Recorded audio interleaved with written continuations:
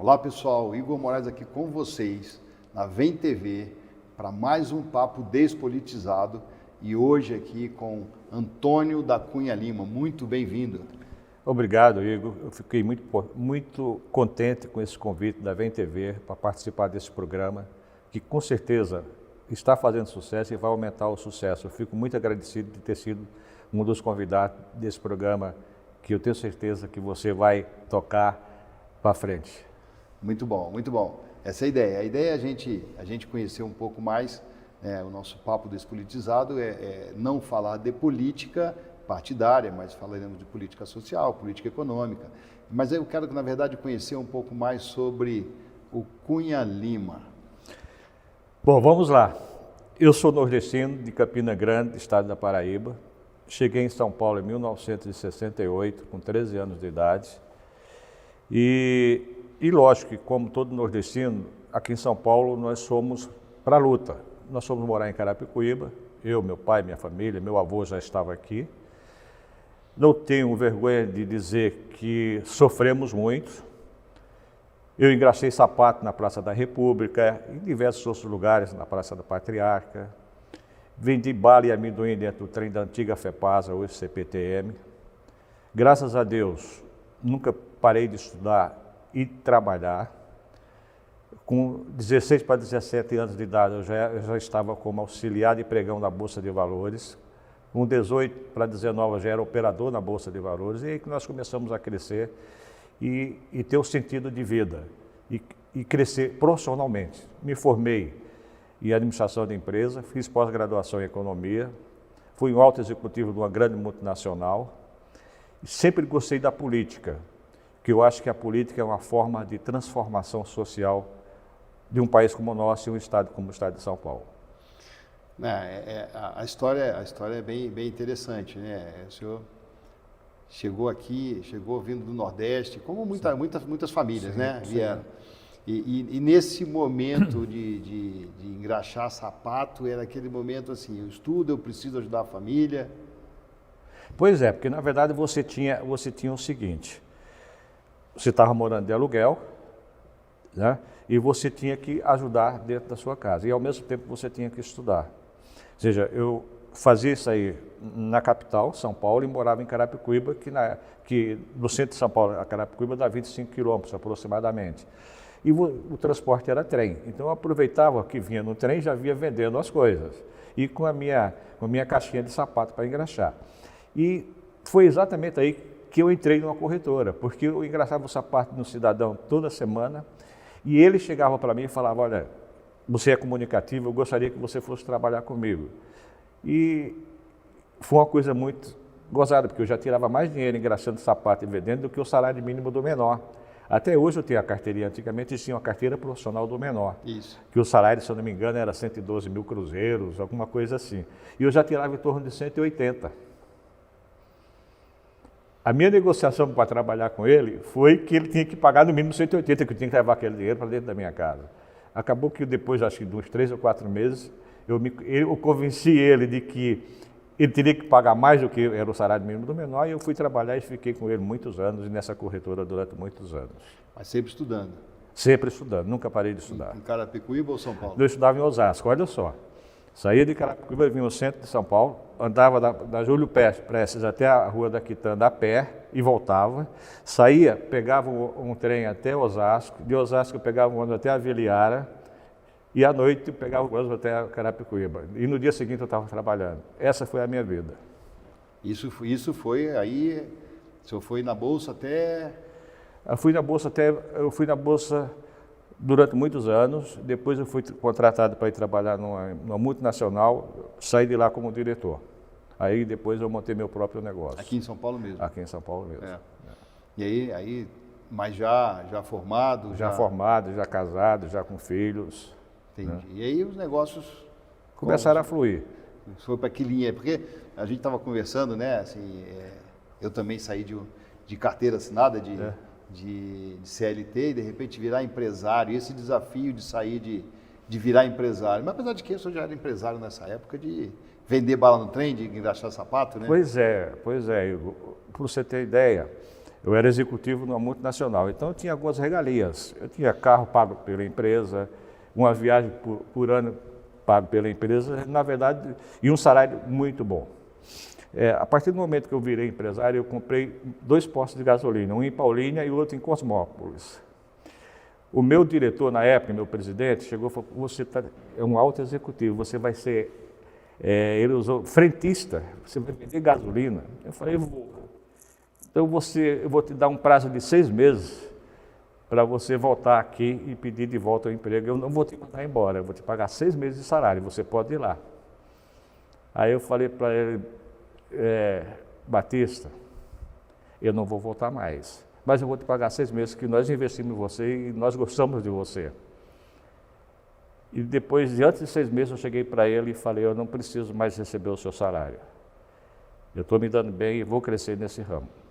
Frentista está me gerando bons negócios. Está gerando bons negócios. Aí, né, depois de um ano e pouco, montando uma transportadora para transporte de combustível, depois montamos uma transportadora para transporte de contêineres e começamos a mexer com várias outras coisas. Isso sempre aí já como empresário e no ramo dos negócios totalmente. No ramo dos negócios, mesmo porque eu aprendi muito dentro dessa multinacional, eu fiz curso fora, fiquei um tempo fora nos Estados Unidos e eu gerei muito recurso e dei muito lucro a essa multinacional. Sim. Falei: agora eu quero dar um pouco para mim. Não é fácil, é uma mudança. Sim. É uma mudança onde você, todo dia 30, sabe que vai cair aquele teu dinheiro, se o mês foi ruim ou não, mas vai cair aquele salário. Quando você passa a ser um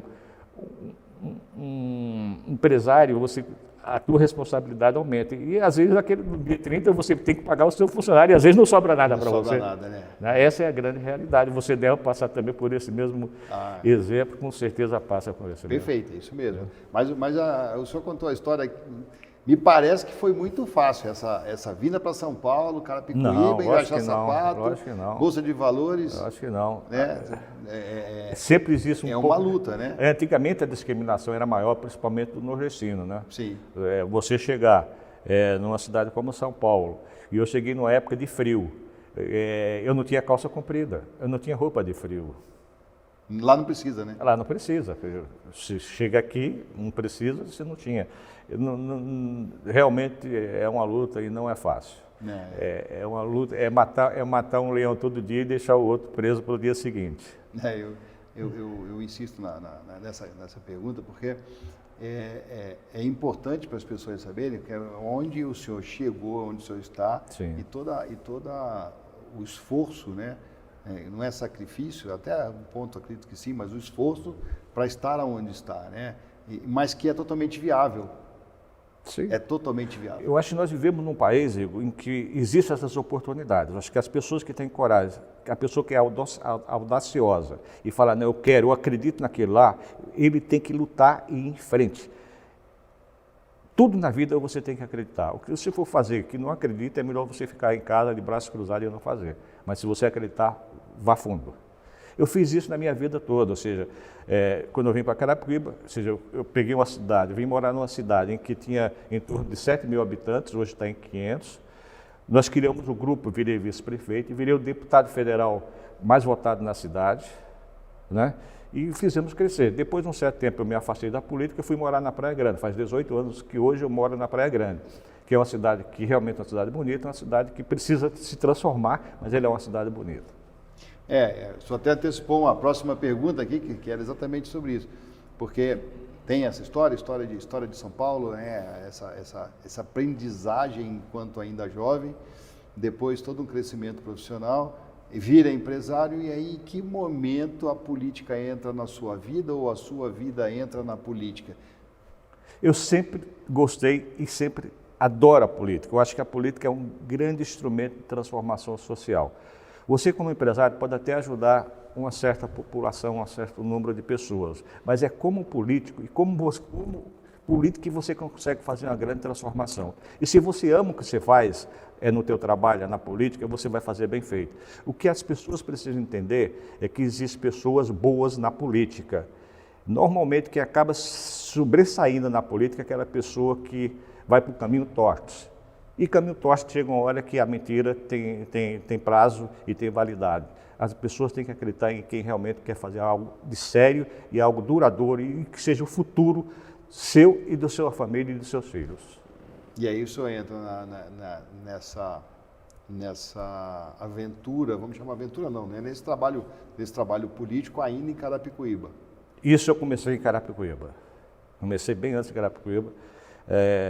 Até hoje, quando eu vou em Carapicuíba, muitas pessoas, lógico que lembram, porque nós fizemos uma grande transformação.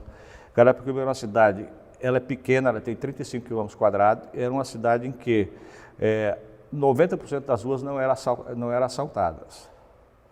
Nós criamos um plano na época chamado PPP, Plano de Pavimentação Participativa.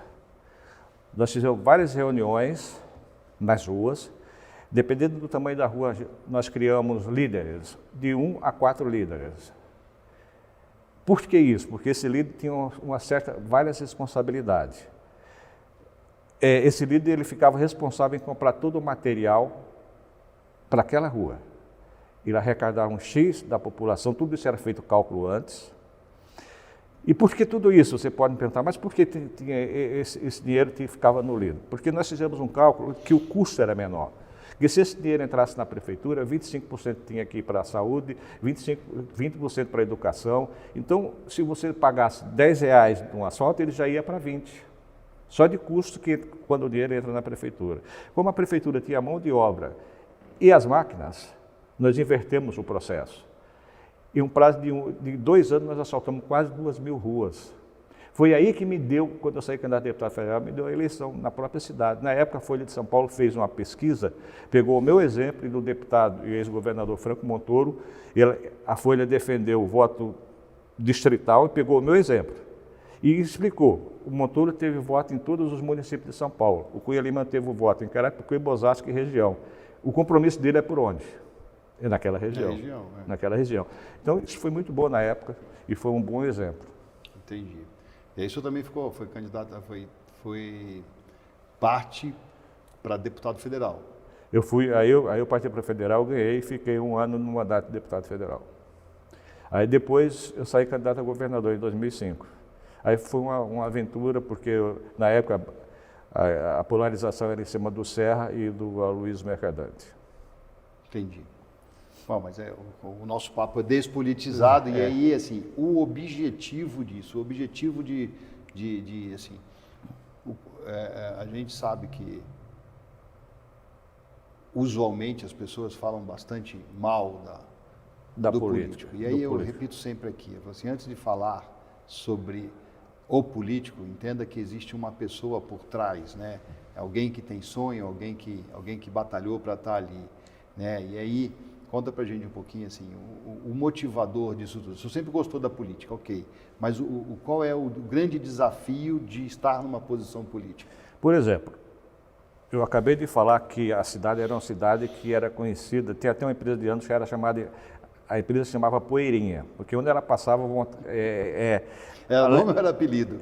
Era um apelido, tá. Mas todo mundo não conhecia, só conhecia, você vai pegar o Poeirinha hoje, porque o outro realmente a cidade era uma cidade sem asfaltar. Eu falei, o nosso compromisso é asfaltar a cidade. A cidade não tinha maternidade, nós construímos a maternidade, e não tinha hospital, e aí já foi como deputado que eu lutei para a construção do hospital e construir um hospital. Então, veja bem, como pessoa poderia fazer isso? Não.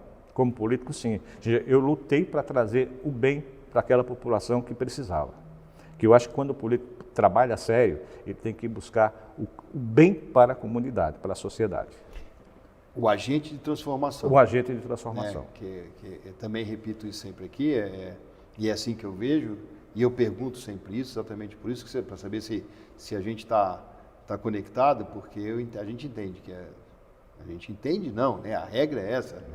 O político está ali para devolver para a população benefícios em todos os setores, né? Transporte, saúde, educação. Porque, me fala uma coisa, eu sou aquele garoto que eu acabei de falar, quem vem do Nordeste, que apesar da discriminação, ou seja, São Paulo me recebeu de braços abertos, né? São Paulo recebe todo mundo de braços abertos, eu teria que dar um retorno. A cidade que eu fui morar, Carapicuíba, eu tinha que fazer algo para o Carapicuíba. E graças a Deus, quando eu vou hoje visitar a cidade, que a gente encontra as pessoas, elas lembram exatamente disso. Isso é muito importante. Talvez a nova geração não vá lembrar, mas com certeza o pai já deve ter falado, olha, esse hospital aqui na maternidade foi o Cunha Lima, tem o dedo do Cunha Lima. Isso é muito gratificante. A gente tem o brasileiro principalmente tem a memória fraca, né? Sim, curta. E ainda seletiva, né? É. Então, assim, eu imagino também que o grande desafio de estar numa posição política não é só fazer política, né? É combater as fake news, combater os que são contrários, que batem o tempo todo. E as desigualdades sociais também, que são grandes. E aí é o grande desafio de entregar e mudar isso, né? Exatamente. De tentar não, de trabalhar para mudar isso. Que aí vem a pergunta, e agora, qual é o próximo desafio? Então, meu próximo desafio, como eu falei, eu moro há 18 anos na cidade da Praia Grande. E eu amo a Praia Grande, eu poderia morar em qualquer outra cidade do interior de São Paulo, no litoral, mas eu tenho propriedade na Praia Grande há muito tempo, desde 1971, 72. Sempre usei a Praia Grande como uma cidade de turismo. Mas há 18 anos atrás eu resolvi morar definitivamente na Praia Grande. Por quê? Porque eu amo a Praia Grande. E exatamente por amar a Praia Grande que eu vejo que a Praia Grande precisa passar por uma grande transformação. Ela será, nos próximos 10 anos, a maior cidade da Baixada. Entretanto, para aquele garoto de 14, 15, 16, 17 anos, não tem perspectiva de emprego. O emprego que gera na Praia Grande é de servente, balconista, é do subemprego. Nós precisamos investir e buscar empresários que investam na área de tecnologia. Nós estamos a menos de 25 quilômetros do maior porto da América Latina. Nós poderíamos ser uma cidade grande exportadora de produtos não perecíveis para o mundo todo. Você chega na China, as cidades exportadoras, que é o país que mais exporta no mundo é a China. Onde é que estão as empresas que produzem para exportação? Estão do lado do porto. Você imagina o custo do Brasil, Igor? Você quer exportar um container de sapatos. Onde é que fabrica sapato hoje no Brasil? Ou Jaú ou Franca. Só a logística já se torna o custo do Brasil inviável. E o mundo hoje é a questão de custo. Eu quero marcar a Praia Grande como um grande administrador que transformou a cidade numa cidade que gera emprego, que as pessoas queiram morar definitivamente e que não tenha que tirar o seu filho para não ficar na rua. E cabeça vazia é a oficina do diabo. Às vezes, lógico que por uma questão ética eu não vou falar nomes, mas eu conheço pais de filhos que têm um convívio com A, com B ou com C, de repente começa a entrar noutra linha de atuação, e normalmente é esse que é preso, porque ele não tem a malícia do cara que é malandro, que já está na rua. Infelizmente a Baixada está passando por isso. Por quê? Porque é a falta do que fazer. E eu quero fazer com que a população de Praia Grande tenha um local definitivo para trabalhar e um local de qualidade. Eu quero melhorar a saúde, eu sei o quanto a saúde é precária. Uma discussão que agora eu sempre coloquei e que hoje está na ordem do dia. Por exemplo, o que está acontecendo no Rio Grande do Sul. Com certeza, onde é que estava a Defesa Civil que talvez tenha achado que nunca iria acontecer um negócio desse? O mundo está mudando. As mudanças climáticas estão transformando uma série de coisas. A Praia Grande e a Baixada está sujeita a isso, sim. As ruas, quando chove muito, se alagam.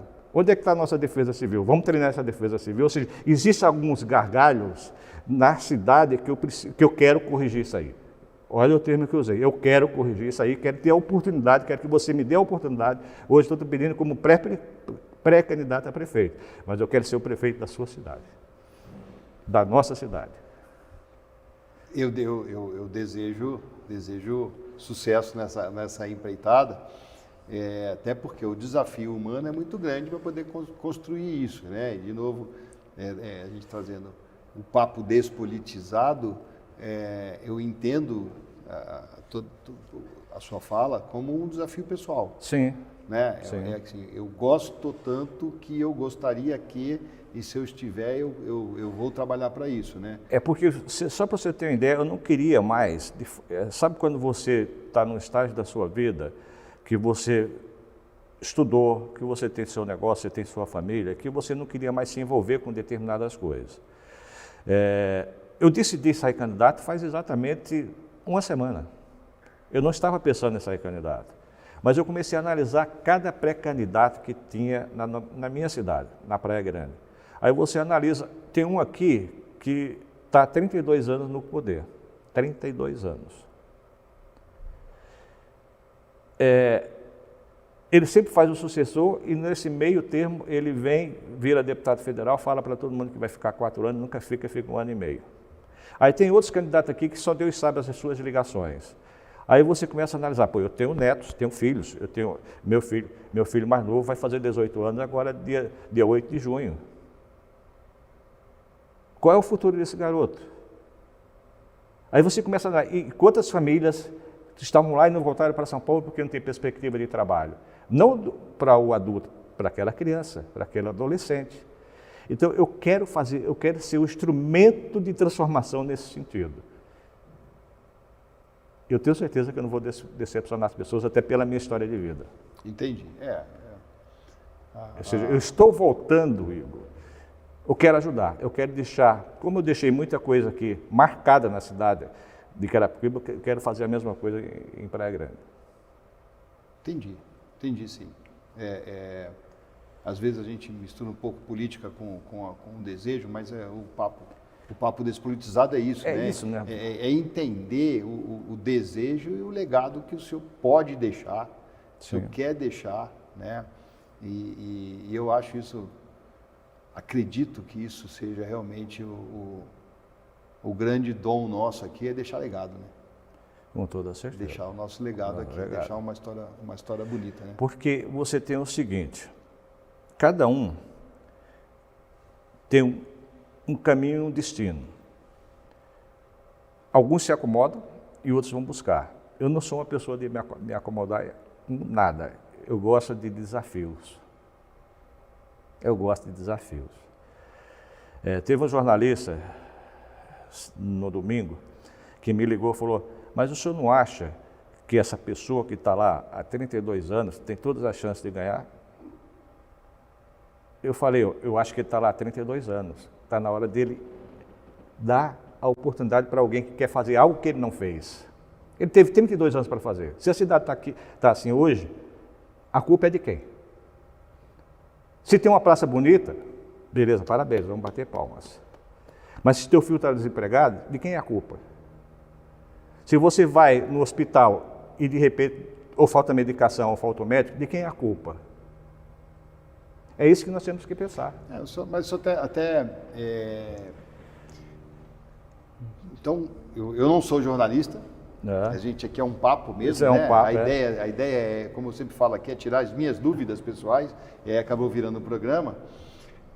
Mas me responde sinceramente, do fundo do coração despolitizado aqui, o objetivo é porque tem alguém 32 anos lá, e aí o senhor... Não. Ou é assim, eu tenho entrega para fazer... Não é porque tem alguém há 32 anos, não é que tem alguém a fazer... Nada disso, muito pelo contrário. É porque, como eu falei antes, eu amo a Praia Grande e quero transformá-la numa cidade melhor, né? Melhor da seguinte forma, que eu bata no peito e falar, eu continuo orgulhoso de morar na Praia Grande e quero ficar aqui o resto da minha vida. E não é só para o casal que já tem uma certa idade, não. É para aquele adolescente que está lá começando a sua vida. Eu quero que ele fique lá. Eu quero que nós transformemos a Praia Grande numa cidade de futuro. Você imagina isso que eu te falei, 4 anos, o nosso pré-projeto se chama PG32, que nós estamos prevendo exatamente dentro de 8 anos fazer tudo o que nós temos que fazer. A área para a indústria não poluente nós temos. Eu quero levar a área de tecnologia, eu quero que lá seja um centro tecnológico do Brasil e tem condições de fazer. Nós estamos no estado mais desenvolvido da nação, nós estamos a menos de 100 quilômetros da capital e a 25 quilômetros do maior porto da América Latina. Nós temos toda a estrutura para ser uma grande cidade e eu quero contribuir para isso, Igor. Eu acho que eu tenho condições de contribuir para isso, experiência e vivência nisso. Esse é o sentimento que a gente quer conhecer, o sentimento de que assim, eu quero, eu posso, e por isso, e até pelo tempo que o senhor está fora da política, né, voltar para a política e de novo viver essa situação política que a gente vê muito isso, né? não é fácil para quem está numa posição política, não Sim. é fácil sentar numa cadeira política porque pelos maus exemplos todos pagam, né? Mas agradeço muito a sua presença, gostei muito do nosso papo. Deixo aberto aqui para as suas palavras aqui, o recado que o senhor quer dar para quem o senhor gostaria de dar o recado, mas gostei bastante. Igor, quero mais uma vez agradecer o convite de estar aqui contigo nesse bate-papo que realmente é interessante. A ideia do programa é fantástica, você está de parabéns. E dizer o seguinte, como eu falei, é uma pré-campanha, eu sou pré-candidato. E nessa pré-campanha, não foi fácil eu, com 68 anos de idade, descruzar os braços e querer voltar para a política de novo. Esse querer voltar para a política, eu não quero dizer que eu sou político, eu quero estar na política como um instrumento de transformação. E quero ser usado por você, morador da Praia Grande, como esse instrumento. Me dê essa oportunidade que eu tenho certeza que você e sua família não vai se decepcionar em acreditar em mim. Obrigado. Muito obrigado. Obrigado a você.